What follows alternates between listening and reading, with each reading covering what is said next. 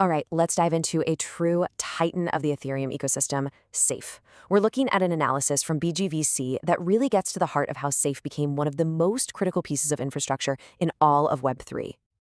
To really get a feel for just how important Safe is, you only need to look at one number, $100 billion. Yeah, that's the value of the assets being secured by its smart contracts right now. It's an absolutely mind-boggling figure, and it tells you everything you need to know about the trust this protocol has earned. So, how on earth did this happen? Why is Safe the go-to backbone for everyone from the biggest DAOs out there to major financial institutions? Well, the answer starts with a fundamental problem it was designed to solve. And that problem? It begins with the standard crypto wallet that most of us are familiar with. And baked right into it is a deep, inherent, and frankly, a terrifying flaw. You see, the whole thing is built on this simple but incredibly fragile idea: identity as a secret. It means all of your funds, your entire on-chain identity, is tied to one single private key. If you lose that key, or if it gets stolen, everything's gone. Forever. For any serious team or company, that's just a completely unacceptable risk. I mean, the difference is just night and day. A standard wallet, what we call an externally owned account, or EOA, is controlled by that one key. It's a single point of failure. A safe, on the other hand, is a smart account. It's controlled by programmable code. This completely removes that single point of failure and opens the door for all sorts of customizable logic. It's a fundamentally different way of thinking about ownership. So what was Safe's big solution to this problem? It's an incredibly elegant concept that's now pretty much the gold standard for security in crypto: multi-signature. The core idea here is what's called an M of N scheme. The easiest way to think about it is like a bank vault that needs multiple keys to open it. So if your company has 5 key holders, you can set it up so that it takes at least 3 of them to sign off on any transaction. That way, one compromised key can't drain the entire treasury. And the way it works is super simple and really efficient. First, someone proposes a transaction. Then the owners provide their signatures to approve it. And here's the crucial part: collecting those signatures happens off-chain, so it costs absolutely nothing in gas fees. It's only after enough signatures are collected that the final approved transaction is executed on the blockchain.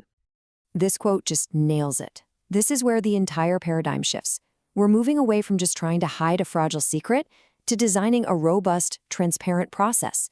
Security no longer comes from secrecy, it comes from verifiable code. You could call it a shift to identity as a program. But here's the thing: Safe is so much more than just a super secure vault.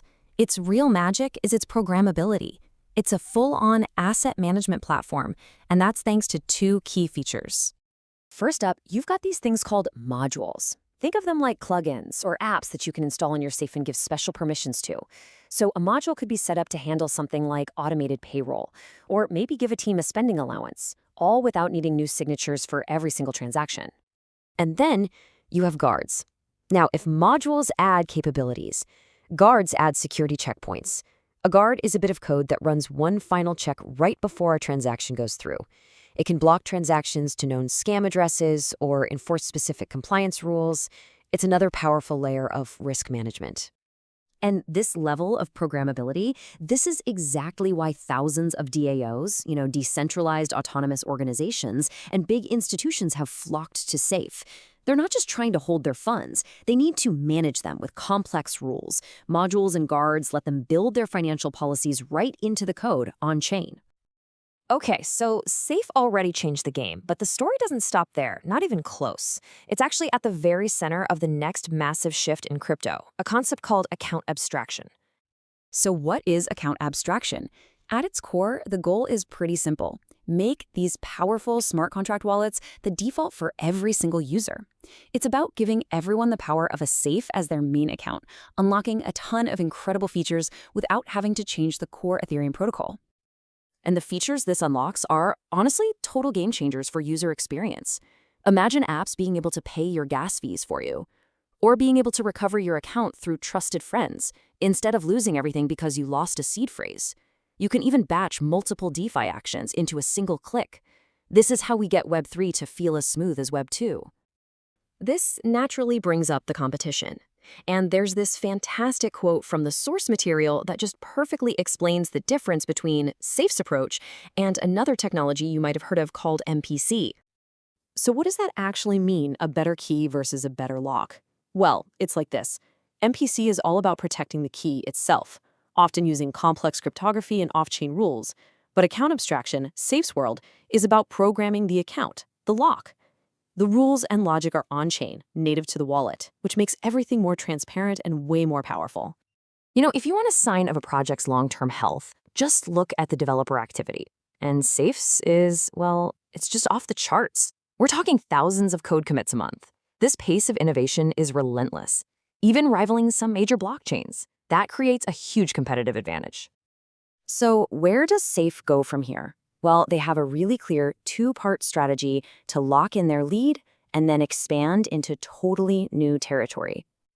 It's that classic defend and expand playbook, right? On one hand, they're defending their home turf in Web3 with something called SafeNet, which will let these smart accounts work across different blockchains. At the same time, they're expanding into the massive institutional market with SafePro, a subscription service for the big players in regulated finance. And this really brings us to the big idea, the final takeaway here. Safe represents a fundamental shift away from just protecting a secret to actually designing a process. It makes our digital identity, our ownership, fully programmable. And that leaves us with a really fascinating question.